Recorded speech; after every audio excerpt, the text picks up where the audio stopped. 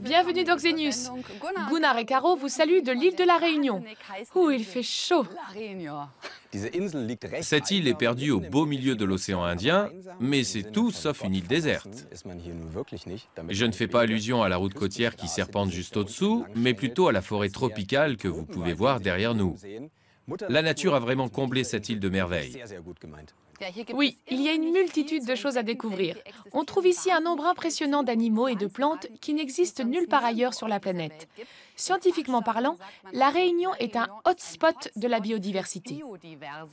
L'Union européenne a déclaré l'année 2010 année de la biodiversité, mais des espèces continuent de disparaître.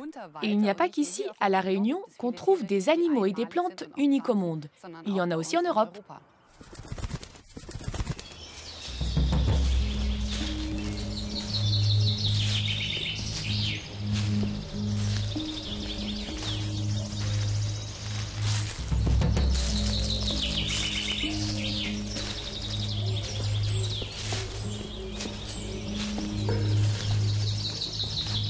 Il est petit, farouche et se nourrit presque exclusivement de rongeurs.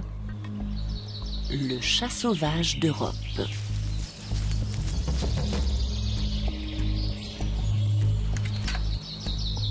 Et pourtant, on l'a longtemps chassé sans pitié.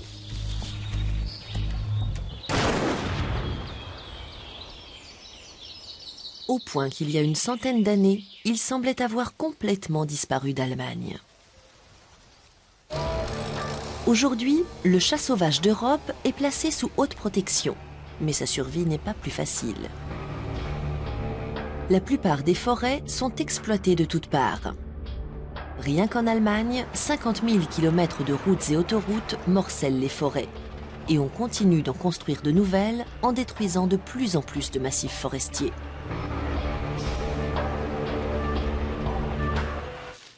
Les forêts naturelles sont en voie de disparition. L'une des rares se trouve dans le parc national du Hainich, en Thuringe, dans le centre de l'Allemagne. Thomas Möllisch, biologiste, estime qu'elle abrite aujourd'hui une cinquantaine de chats sauvages.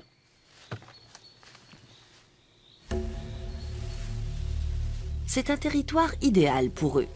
Ils y trouvent des clairières pour chasser et du bois mort à volonté, des cachettes parfaites pour ces animaux farouches qui ne sont que de lointains cousins du chat domestique.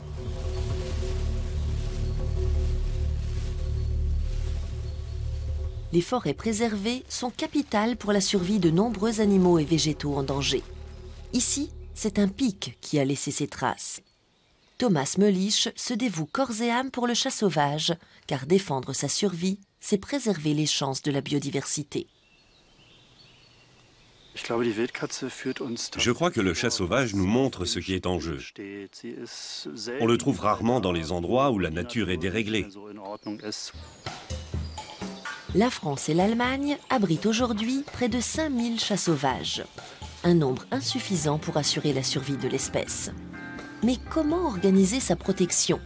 Quelle forêt protéger en priorité? Où construire des passages pour traverser les routes? Les études n'en sont qu'à leur balbutiement. On n'a pas encore recensé tous les endroits où l'on trouve des chats sauvages en Allemagne. Visiblement, la population s'accroît depuis quelques dizaines d'années. Notre objectif est de cartographier cette expansion pour en comprendre les raisons. La méthode est simple. Des piquets de bois brut que les chercheurs vont planter partout où ils soupçonnent la présence de chats sauvages. Ces piquets sont des appâts. Ils sont vaporisés d'huile de valériane, une odeur à laquelle les chats sauvages ne peuvent pas résister.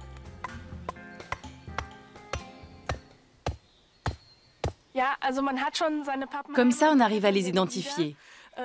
Grâce à ces piquets, on peut savoir pendant un an ou deux si tel ou tel animal a bien passé l'hiver, même s'il a fait très froid. Grâce à leur identification, leur empreinte génétique, on peut suivre les différents chats pendant plusieurs années. L'empreinte génétique est celle que les chats sauvages laissent en se frottant contre les piquets. Ils y déposent des poils qui sont ensuite analysés en laboratoire pour dresser le profil génétique des différents individus. Et petit à petit, l'image de leur population se dessine. Un début pour la protection des chats sauvages. Qui dit mondialisation, dit aussi mondialisation des problèmes. Malgré le parc national, la forêt primaire de La Réunion est menacée elle aussi.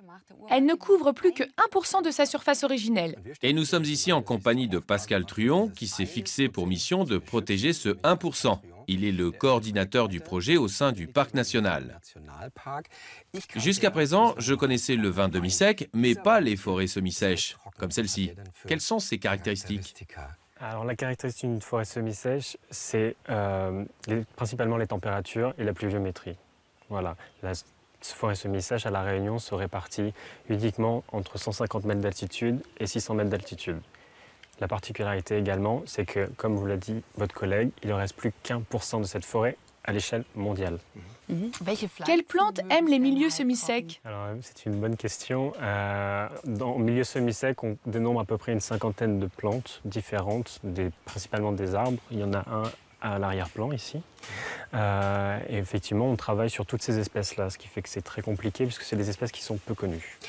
Pourquoi cette forêt est menacée? Pourquoi faut-il la protéger? Ici, donc, on se trouve à La Réunion, c'est une île, et il y a un milieu particulier lié au milieu insulaire, c'est les espèces exotiques envahissantes. C'est des espèces qui ont été introduites par l'homme, qui sont arrivées sur le territoire, qui se développent plus rapidement que les espèces locales et petit à petit prennent leur place. Quelles sont les solutions? Une action principale consiste à éradiquer ces espèces exotiques envahissantes. Donc, nous allons dans le milieu naturel, nous trouvons ces espèces exotiques envahissantes, nous les arrachons, nous les évacuons et derrière, on réintroduit des espèces indigènes que nous produisons dans une structure spécialisée et qu'avec l'aide des habitants et des gens locaux, nous réintroduisons en milieu naturel.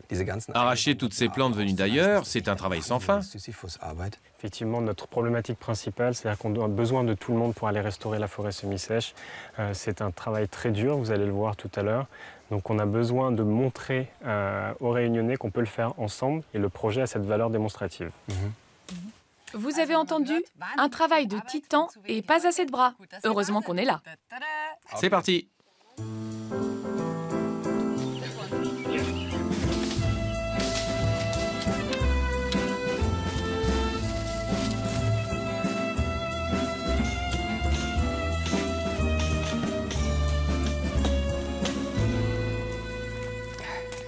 On constate rapidement que la protection de l'environnement n'est pas une sinécure. Mais nos coups de machette ne servent pas qu'à la forêt primaire. Garder la forêt intacte, c'est la condition de base pour préserver la faune et la flore originelle de La Réunion. En Allemagne aussi, des personnes s'efforcent de réparer ce qui a été détruit. Merci bien. Dans les forêts de Bavière, par exemple, on essaie de réintroduire le chat sauvage. Et ce n'est pas une mince affaire. Un chat sauvage dans un enclos d'acclimatation dans le massif du Spessart. Pour Hubert Gebhardt, l'homme se doit d'essayer de réintroduire ces félins dans la nature puisqu'il est responsable de leur déclin. Depuis 25 ans, cet ancien garde forestier travaille bénévolement pour la plus grande association bavaroise de protection de la nature. Il s'occupe tous les jours de ces chats, 3 couples dont il relâche régulièrement les petits dans la nature. 120 chats sauvages repeuplent les forêts grâce à lui. Un événement médiatique au début. L'opération a été lancée cette semaine. Sous le patronage du professeur Bernard Chimek, 18 chats sauvages ont été relâchés dans le massif du Spessart, la vallée de Weltenbourg et le Haut-Palatinat. Un événement digne de la visite d'un chef d'État.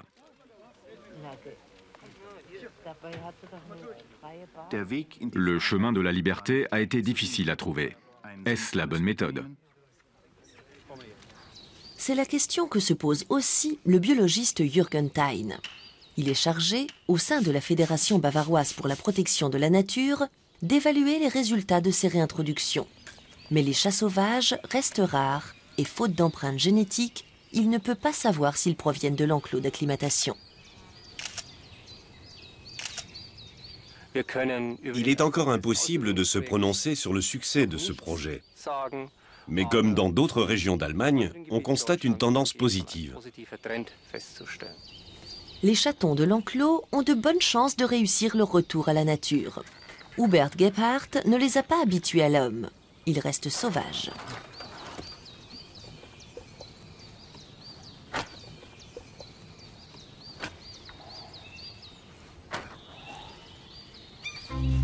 Tout le problème vient des forêts. Elles sont à la fois trop petites comme terrain de chasse et entourées par trop de routes dangereuses. Ce jeune mâle est un des derniers qui vont être lâchés dans la nature.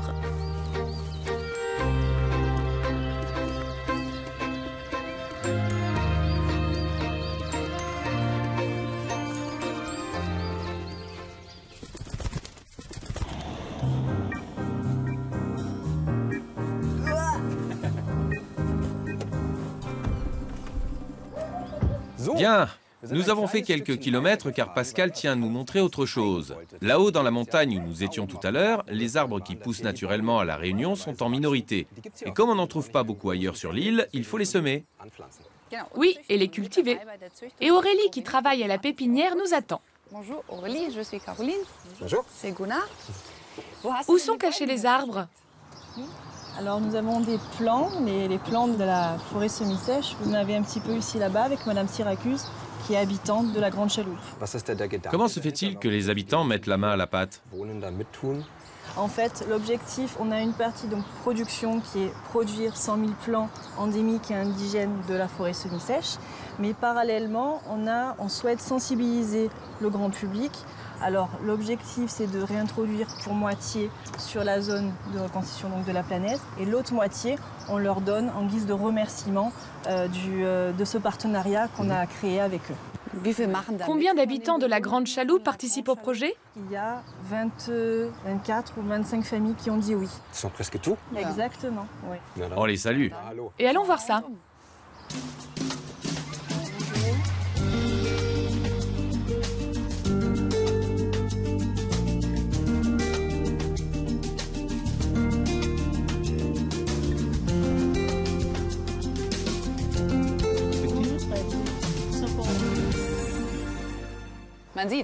Donner un coup de main à la nature demande un peu d'effort, mais c'est aussi un plaisir. Et Madame Syracuse en est ravie. En Allemagne aussi, on se met en quatre pour prêter main forte aux chats sauvages. La vie est dure pour les animaux sauvages en Europe. La route fait beaucoup de victimes.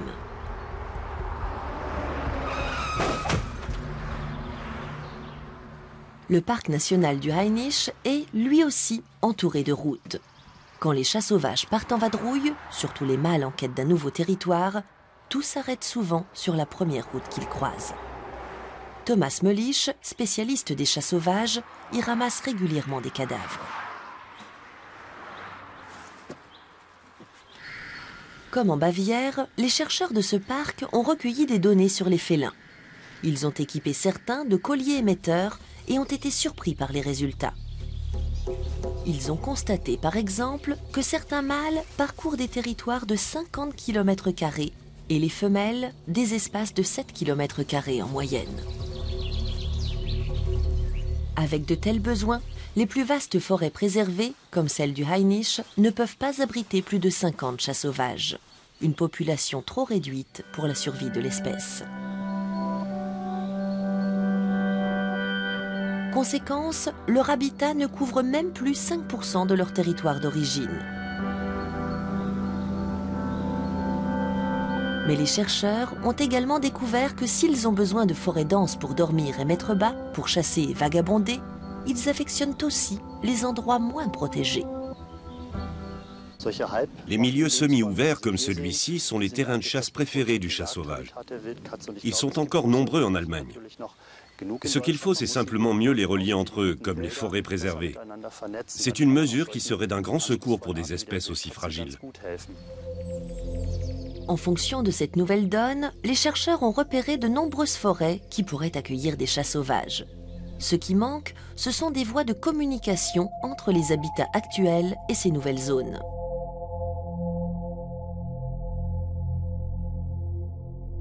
À partir de leurs informations, les chercheurs ont tracé un nouveau plan de circulation pour les chats sauvages, un réseau de 20 000 km de long. Au milieu de ces immenses champs de colza, des arbres ont été plantés pour former un premier corridor, un chemin protégé entre le parc du Hainich et le sud. On va voir ce qu'on a pris aujourd'hui. Joachim Blank observe attentivement la fréquentation du couloir. Ici, il s'agit d'une fauvette grisette, un passereau migrateur qui passe l'hiver dans le Sahara et revient nicher en Europe pendant l'été. Sa population a considérablement diminué depuis quelques années. Les champs de colza ne procurent pas assez de nourriture et ne réunissent pas les conditions nécessaires pour installer un nid. Ce sont des oiseaux qui nichent dans les buissons, pas au sol. Les champs de colza offrent une végétation trop uniforme et trop dense. Ils ne peuvent pas y construire leur nid ni trouver de quoi manger à leur faim.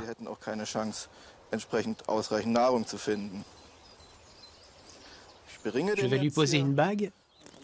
Il est un peu paniqué, évidemment, mais on va le relâcher tout de suite. Je lui rends sa liberté.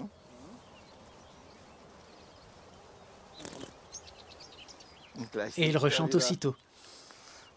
C'est donc un mâle, une autre information précieuse. La présence de cette fauvette est pour Thomas Möllisch un signe que le corridor a réussi son examen de passage. Il est convaincu qu'au fil du temps, de plus en plus d'animaux vont suivre cette nouvelle ligne de haies pour se déplacer. Pour l'instant, il ne trouve pas encore beaucoup de poils sur les appâts et le piège photographique ne se déclenche pas souvent. Mais il est sûr que ce nouveau chemin va ouvrir l'accès à de nouveaux territoires et aider à protéger de nombreuses espèces. Les chats sauvages n'osent probablement pas encore s'aventurer sur le chemin, mais il est fréquenté par d'autres animaux qui circulent dans le secteur en passant d'un bois à un autre. Le blaireau par exemple, ou la fouine, le renard, le chevreuil également. On trouve aussi souvent des traces de sangliers sur les appâts.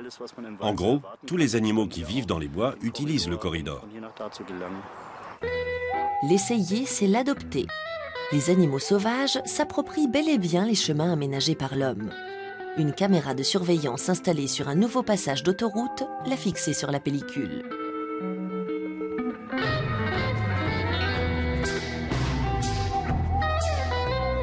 Elle a même filmé un chat sauvage.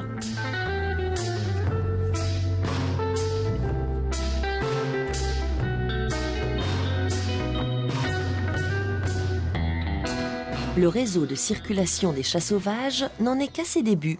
Mais Thomas Möllisch est sûr de son succès. On a 40 000 km d'autoroute. Ils n'ont pas été construits en un jour non plus.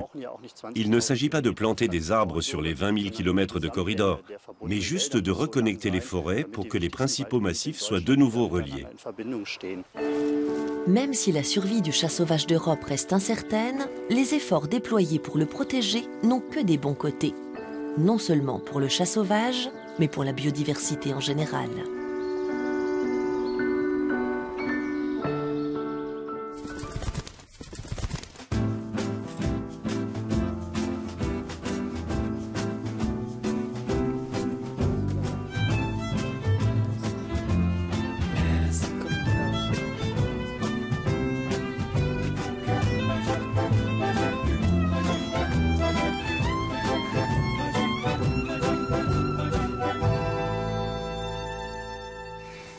À votre avis, Pascal, qui va pousser le plus vite?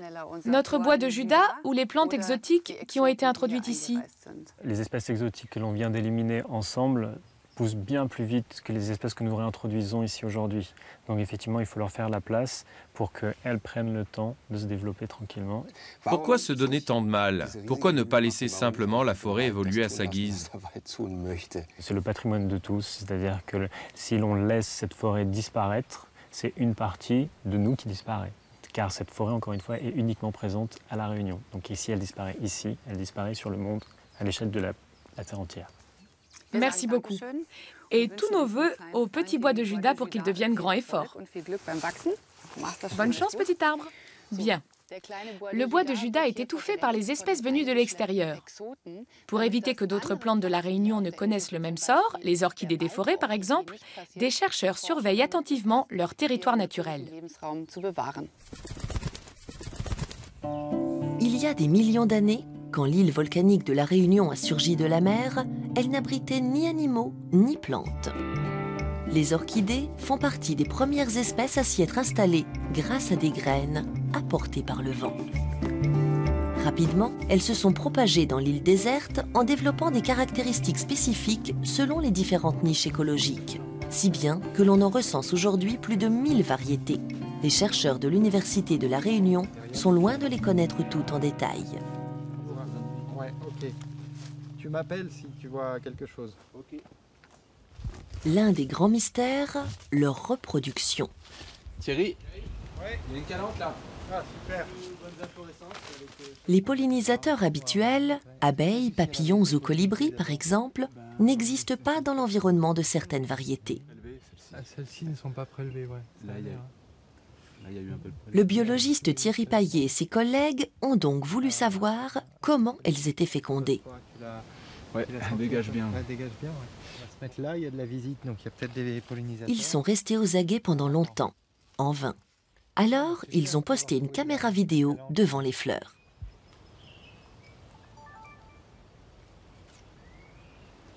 Contre toute attente, on s'est rendu compte qu'il y avait des pollinisateurs qui étaient très originaux, notamment pour les orchidées.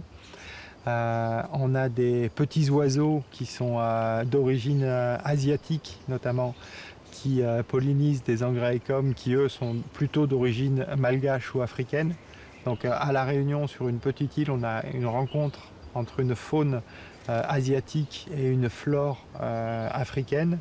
Et donc c'est des interactions qui sont uniques et qui se sont mises en place dans des écosystèmes insulaires comme celui de La Réunion.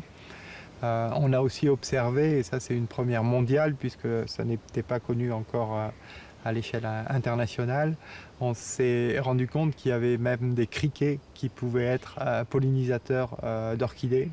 Jusque-là, on ignorait que les criquets pouvaient être des pollinisateurs de plantes. Et à La Réunion, on a découvert la pollinisation des orchidées par des criquets, ce qui n'avait été jamais montré par ailleurs dans le monde. Personne n'y avait jamais pensé, car dans la journée, il ne se passe rien. C'est avec une caméra à infrarouge que les chercheurs ont découvert le poteau rose. Le pollinisateur est un insecte qui, normalement, dévore les plantes, un criquet. Les images de ce mode de pollinisation inconnu jusqu'alors ont fait sensation dans le monde de la botanique.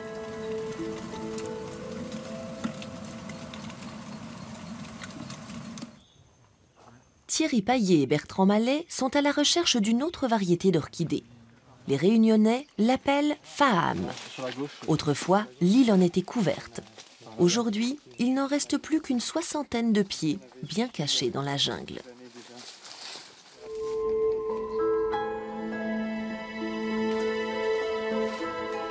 Le Faham est menacé de disparition. En raison de son puissant parfum et de vertus médicinales qu'on prête à ses feuilles, les habitants ont l'habitude de le cueillir sans se préoccuper de sa repousse. Thierry Paillet veut sauver cette plante. Mais il sait aussi qu'on ne change pas les traditions à coup d'interdiction. Il a donc choisi d'étudier la génétique de l'orchidée pour essayer de la cultiver. Les Réunionnais pourraient ainsi continuer de l'utiliser et les spécimens en péril du parc national auraient une chance de subsister. Pour observer leur croissance, il a mis des marques sur plusieurs d'entre eux. En fait, oui, on a pour projet de multiplier l'espèce et de la cultiver à grande échelle pour satisfaire les besoins en consommation de l'île. Que ce soit pour les populations locales, les Réunionnais qui ont l'habitude de consommer la plante depuis de nombreuses générations, ou pour l'industrie qui est intéressée par cette plante, que ce soit dans le domaine de la parfumerie ou de l'agroalimentaire. Les recherches sur cette orchidée endémique de La Réunion sont aussi une course contre la montre, car elle est à 2 doigts de disparaître à jamais.